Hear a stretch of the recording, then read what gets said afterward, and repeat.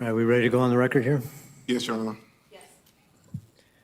Today is November 21st, 2025. We're on the record in Polk County, FECR 386278, State of Iowa plaintiff, Hamza Smajlovic, defendant. This matter is set for a sentencing hearing. The defendant, Mr. Smajlovic, is present along with his attorneys, Karen Hart Lundy and Lynn Vogan. State of Iowa is represented by Assistant Polk County Attorneys, Olu Salami and Nan Horvat. Previously, Mr. Smajlovic has entered guilty pleas to counts 1 and 3, count 1 being murder in the first degree, in violation of Iowa Code sections 707.1, 707.2 sub 1A, and 707.2 sub 2. And in count 3, attempt to commit murder in violation of Iowa Code section 707.11 sub 1 and 707.11 sub 2. On behalf of the state, is there any legal cause where we cannot proceed to sentencing at this time? No, Your Honor. And on behalf of the defendant, is there any legal cause where we cannot proceed to sentencing at this time? No, Your Honor, thank you. Right, then I will listen to your remarks on behalf of the defendant. Thank you, Your Honor. May it please the court. Could you Counsel. pull that, you can be seated if you don't mind, and pull the microphone up to you. Thank you. Thank you. Good morning. This morning, we would ask that the court accept and adopt the plea offer between parties this morning. There's a couple factors we would ask the court take into consideration. One, Mr. Smajlovic's age. At this time, he's 25 years old. At the date of the incident that brings us before the court this morning, he was 24. Prior to that incident, he had no criminal history. But the factor we do believe is the most important in this case is Mr. Smajlovic's acceptance of responsibility. It's rare that we have someone plead guilty to murder in the first degree, and we would ask that the court take that into consideration, that he entered a guilty plea and accepted responsibility for his actions in this case, and is willingly asking for a life sentence in this matter. Those are all the factors that we would ask the court to take into consideration, and my client would like to make a statement at this time if the court would let him. Mr. Smajlovic, you do have the right of allocution, which means you may make a statement directly here this morning before I pronounce sentence, if you wish. Yes, thank you, sir. Can you just speak into the microphone, please? Yep. Yeah, I know there's not really many words that can give an explanation for what happened. My deepest sorries go out to the whole family, and I know that's not nearly enough for what happened. You know, my life isn't the only one that got ruined because of this. Many people's lives got ruined, and that's something that I cannot take back, and it's something that I cannot fix. The only thing that I can wish for is just down the line, somehow, some way, everybody can find some sort of peace within themselves and try to live some sort of a normal life after this. I know it won't be easy. I know it's not going to be easy for me, but I accepted responsibility, and I'm going to pay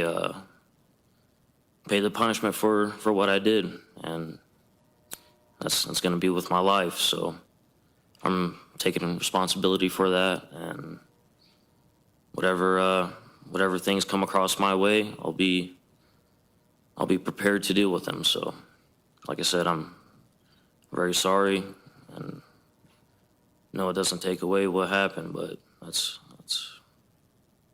kind of all I can say for right now. So, but yeah, that'll be all. Thank you. On behalf of the state. Thank you, Your Honor. As the court is aware, and as stated on the record already, this defendant did plead guilty to murder in the first degree and attempted murder. It's the state's recommendation that as it relates to the murder in the first degree charge, that this defendant be incarcerated for life in prison without parole. As it relates to count 3, which is the attempt to commit murder, it's the state's recommendation that the defendant be incarcerated for a period not to exceed 25 years with a mandatory minimum. Furthermore, Your Honor, we would ask that both sentences run concurrent for a term not to exceed life without parole. It's an agreed-upon sentence. We would respectfully ask this court to adopt the agreed-upon sentence in this case. Thank you. Are there any victim impact statements to be made for the record? Yes, Your Honor.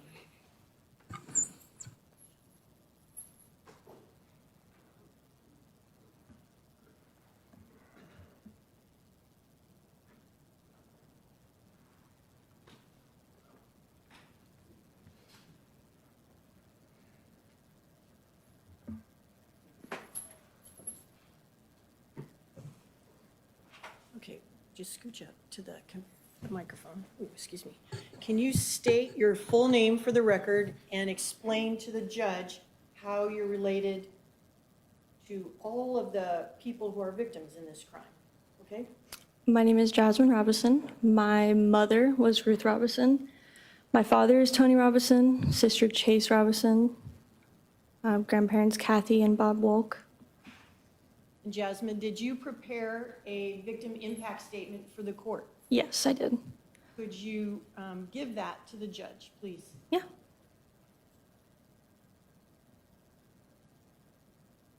Do you need to look over? I do not. I just need you to speak slowly and into the microphone.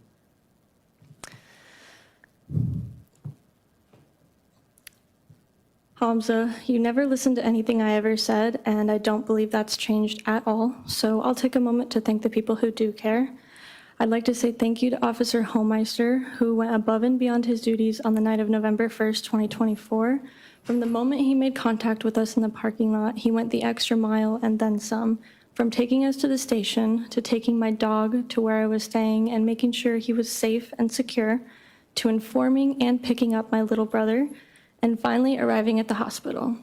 My family and I will never forget you, and God bless you for you and your service. I'd also like to thank Detective Aiken, who has been by our side through this entire process, who helped explain things that as a 24-year-old at the time, I had no idea how to approach. And to my advocate, Yvonne, who has made sure my family accesses and understands resources that are available to us.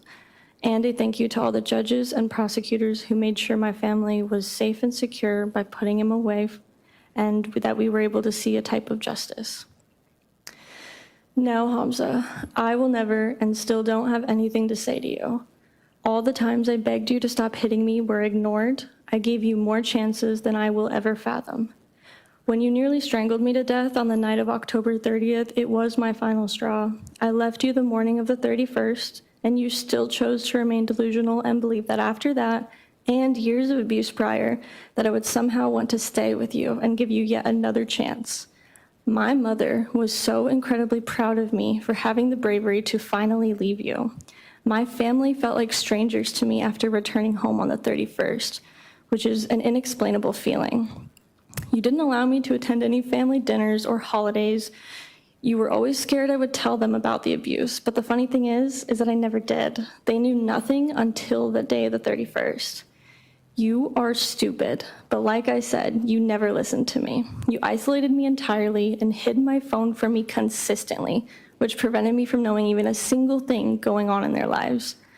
Unfortunately, you ruined my life for 9 years, isolated me from friends and family, but time does not bend for regret. Because if I could change it all, I would. I wish I never met you. I'll never get that time back that I missed with my mother, but I'm eternally grateful that I get to rebuild the bond with my dad and with my siblings. I've done a lot of healing in the last year. I try to live the life my mother would have wanted for me. I see her in everything, everywhere. I miss her every single day. But I've lived more, I've seen the mountains, drank from a natural spring, and experienced so much love and support than you ever came close to providing me in those dreadful 9 years. I found someone who understands me, my mood swings, my attitude, and all my facial expressions. He fixed a heart that he did not break, and he loves me unconditionally. Every day I wonder if my mom sent him to me, because he is everything I ever wanted and dreamed of. I'll never know why you did what you did. I can only assume it was in a last attempt to ruin my life forever, and you failed. You always were a pathetic failure.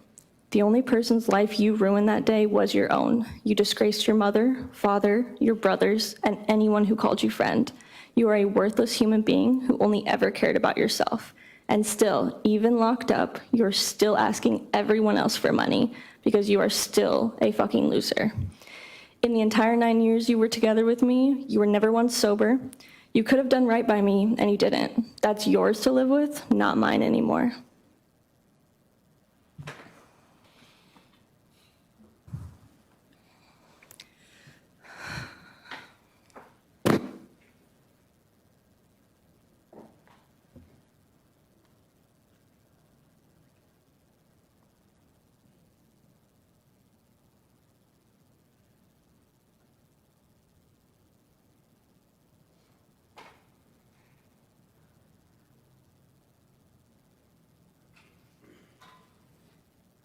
Okay, so you have to scooch up here. Okay. Can you say your name into the microphone and then tell the judge how you're related to all of the victims in this case? My name is Chase Robison, and I am the daughter of Ruth Robison, Tony Robison, and my sister Jasmine Robison.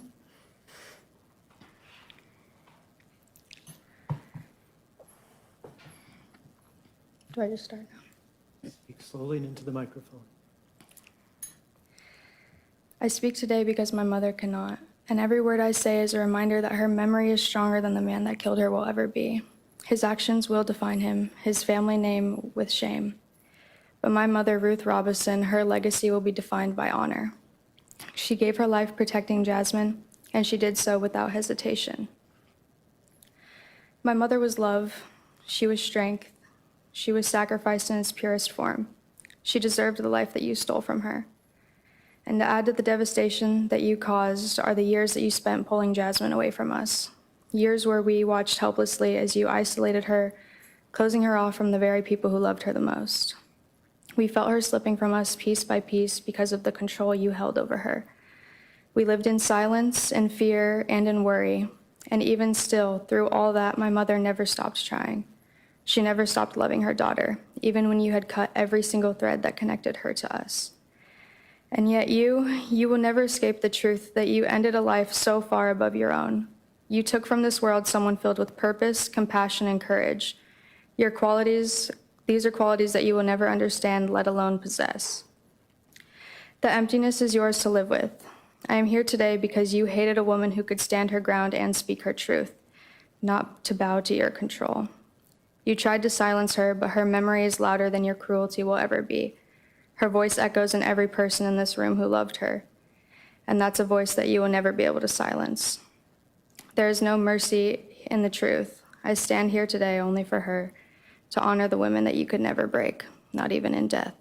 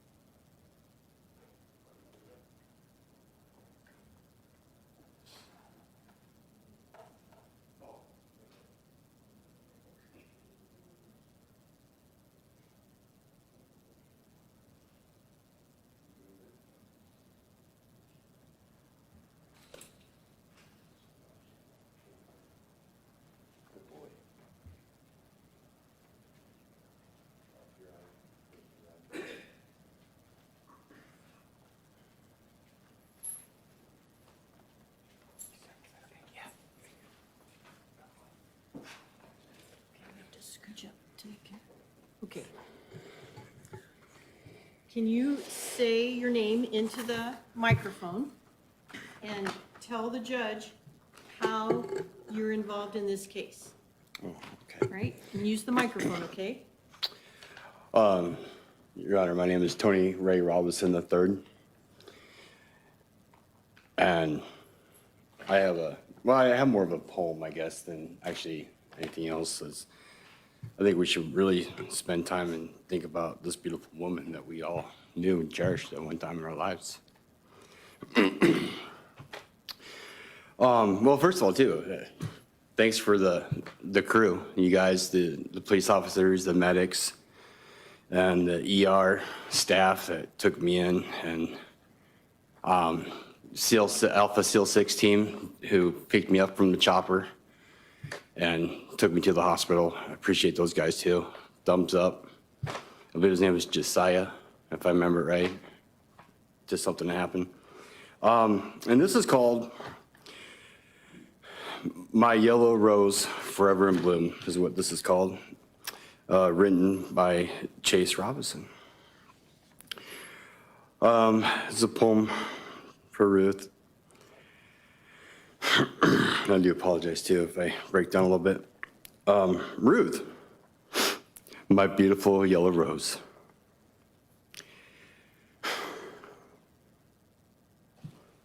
You're gone from my arms,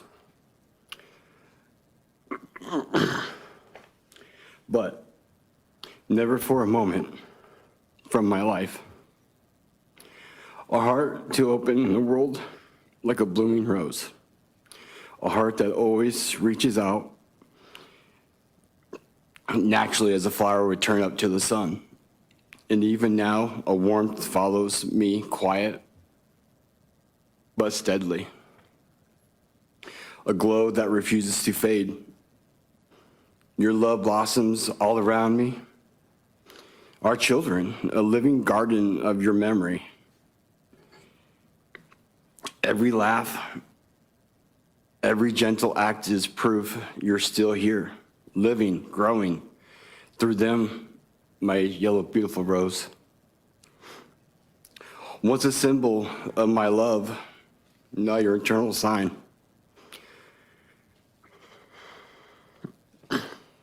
Excuse me. Golden pebbles of courage. A soft reminder of the love we gave this world. A love so strong. My yellow, beautiful, forever is bloom as a rose. Thank you, Your Honor.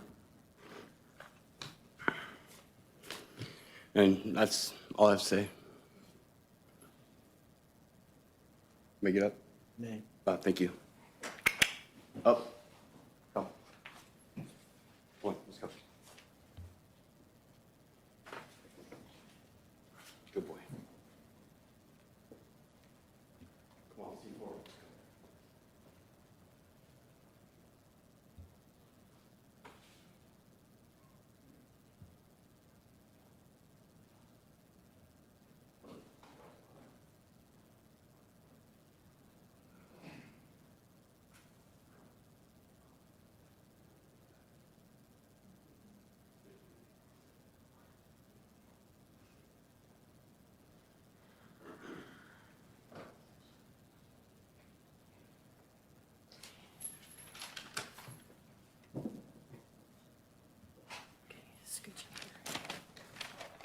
Speak into the microphone and tell the judge your name and how you're related to the victims in this case. My name is Kathy Wolk. Ruth is my daughter.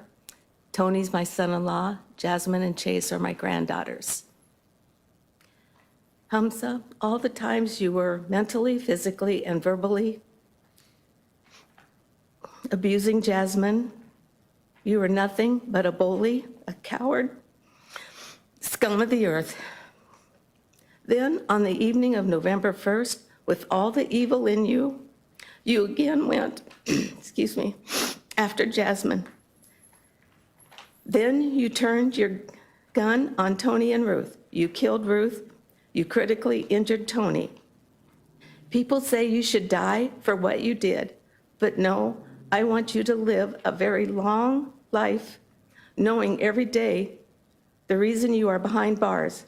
You have taken so much from our family, and some things Ruth will never be a part of. But Hamza, know this. You may have bent our family, but you did not break us, and you never will.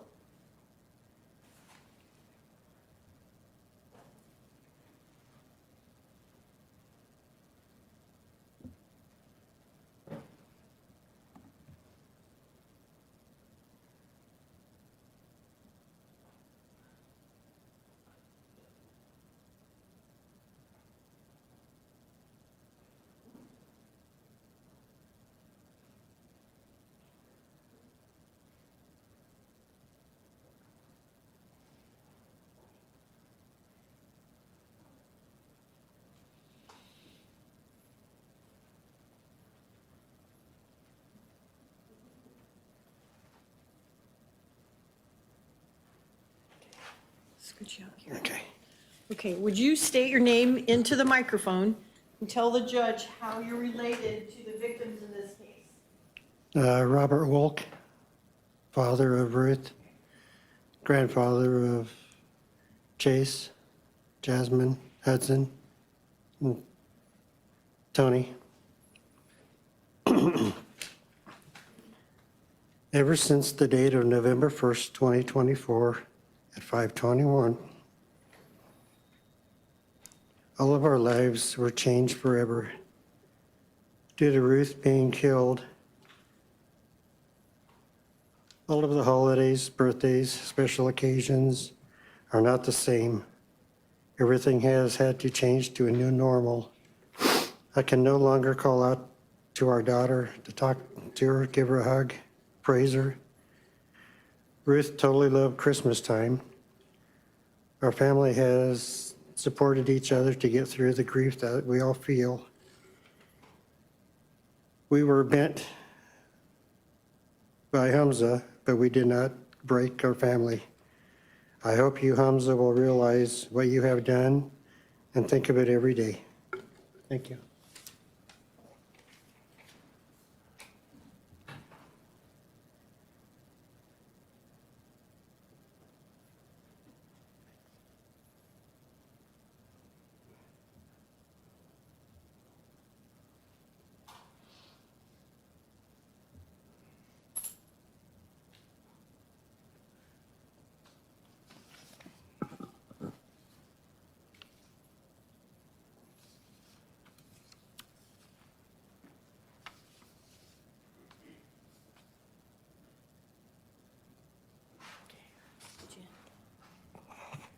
Okay, would you state your name into the microphone and tell the judge how you're related to the victims in this case? My name is Jackie Pizzetti, and my brother is Tony Robison.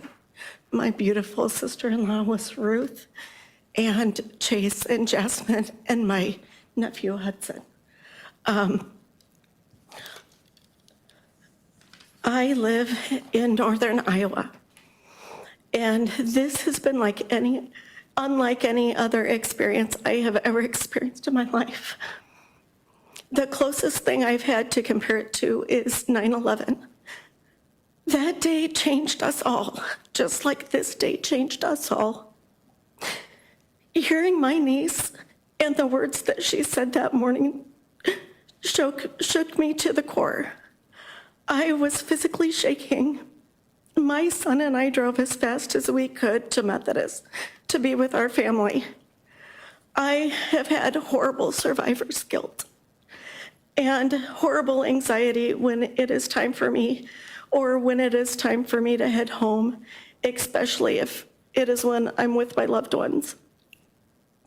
I always have the feeling that it could be, or could it be the last one that I ever see my loved ones. The survivor guilt comes from a point that we would have also been there, my son and I, and Bob and Kathy would have also been there, and the youngest son, Hudson. That is where that what if scenario comes from. I have chest tightness when I think about that day. Daily, I live with heightened awareness and emotion, crying daily when I think about my brother and the kids. That tragic day, my head is always on a swivel, and anxiety ramps up now whenever I hear voices are escalating or raising around me. My employer was very gracious during this time and let me use my bereavement and all of my PTO for my beautiful sister-in-law.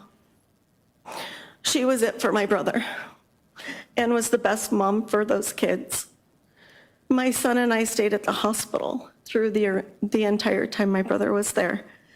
And we also stayed for a period at their home to help them through everything that they were needing and going through, and ongoing appointments for my brother. We were driving back and forth daily, whatever they need, whatever they need. And I have been preparing my home and my property for sale just so I can be closer to my brother, and in the event that they would need to come and live with me. I want to say that also during this time, Hamza did rob me of time with my son. He passed during this time as we were all waiting for Ruth's celebration of life. And I lost him during that time, and that will be something that I never forgive. My sister-in-law was beautiful inside and out.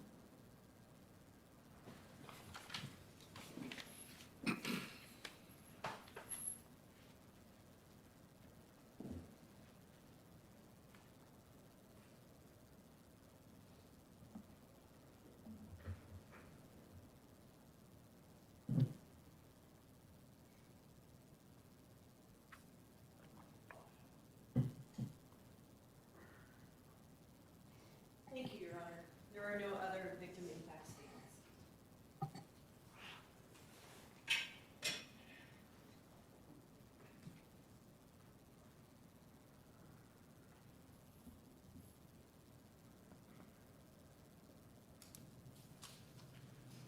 I have reviewed the court file here and the plea agreement. I listened carefully to Ms. Hart-Lundy and Mr. Smajlovic, Mr. Salami. I listened carefully to Jasmine and Tony, Chase, and Kathy and Robert and Jackie. Generally, the court is to craft a sentence that accomplishes two goals, one being maximum opportunity for rehabilitation of the defendant and also protection of the community from further crimes committed by the defendant. However, the Iowa legislature, for certain crimes, certainly murder in the first degree and attempted murder, two of the most serious ones, the legislature has determined correctly that rehabilitation needs to take a back seat to protection of the community and to, frankly, justice. And so my decision here today is limited. Murder in the first degree carries with it a mandatory sentence of life in prison without the possibility of parole. Attempt to commit murder carries with it a sentence of 25 years, of which 70% or 17 and a half years is required to be spent.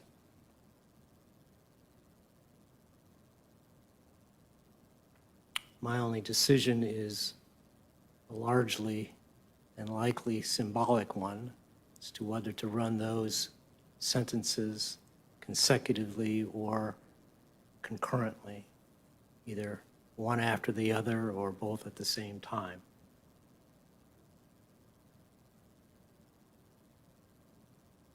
Anything that I would add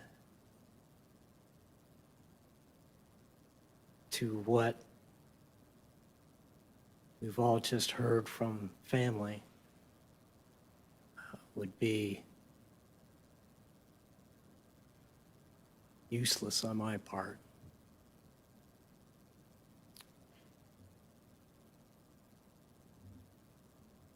They had their opportunity to say what needed to be said, and they said it. And I appreciate very much their coming forward and being brave enough to do that.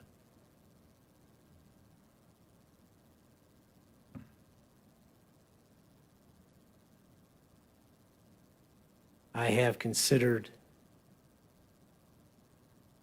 the plea agreement here. I've considered Mr. Smajlovic's age. I've considered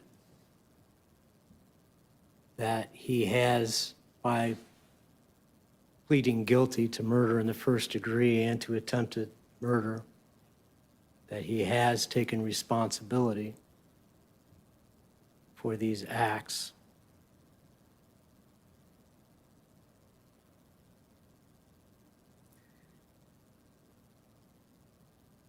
As I mentioned, this is a largely symbolic decision. And so what are we symbolizing? By running these counts concurrently, I believe it symbolizes that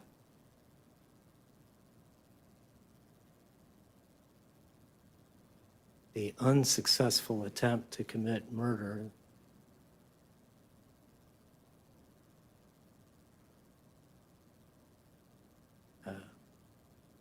doesn't count.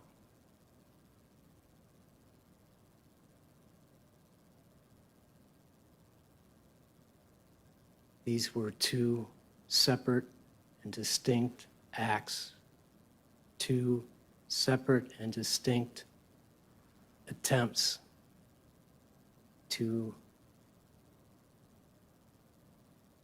needlessly take the lives of two human beings.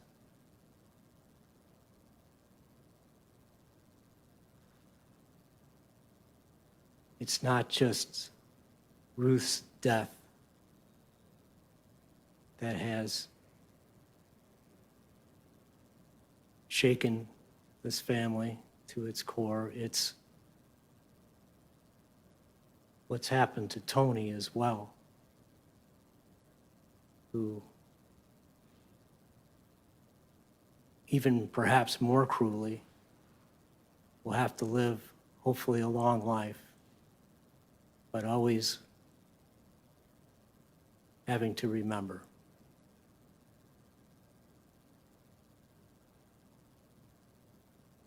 I can count on one hand the times that I have not gone along with a plea agreement, but I cannot go along with this one, even if it's just merely symbolic. I'm going to impose consecutive sentences. I will convict Mr. Smajlovic of murder in the first degree, sentence him to a period of imprisonment of life without the possibility of parole. I will convict Mr. Smajlovic of attempt to commit murder, sentence him to a period of imprisonment not to exceed 25 years or the mandatory minimum of 17 and a half years. The reasons that I've stated, those terms will be run consecutive to one another. And he is committed to the custody of the Director of the Iowa Department of Corrections to begin serving those sentences. He shall submit a DNA sample. This crime carries with it mandatory pecuniary damages, restitution, $150,000 to the estate of Ruth Robison. Any other victim damages that are submitted and approved will have to be paid. If a victim wishes to have a dialogue with Mr. Smajlovic, we will have that dialogue, and I will impose the requested no contact order.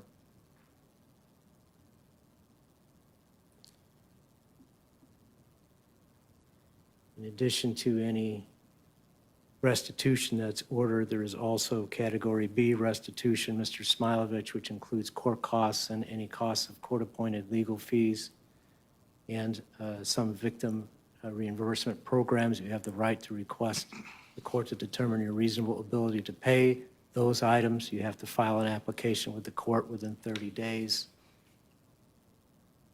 And it has to be accompanied by a financial affidavit.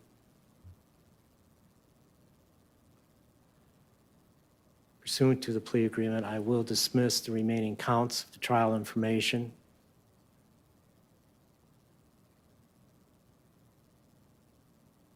Mr. Smajlovic, you have limited rights of appeal. You wish to file a notice of appeal, a request for discretionary review. You have to file that with the clerk of this court within 30 days, or it will be denied as untimely. A right to appeal after a guilty plea is limited in that you have to show good cause.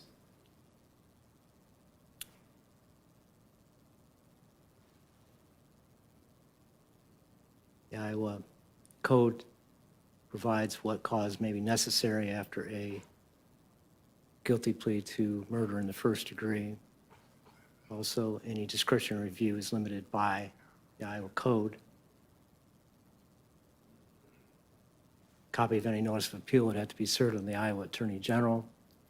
If you cannot afford the cost of an appeal and qualify financially, then you can be appointed counsel at state expense and provided with a transcript of proceedings at state expense. There is no bond on appeal in this matter.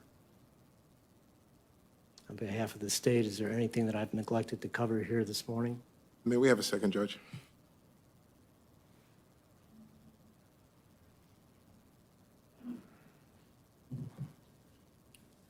Nothing, Your Honor. On behalf of the defendant, is there anything that I've neglected to cover here this morning? No, Your Honor. All right. Those will be my orders, and we're adjourned. Thank you.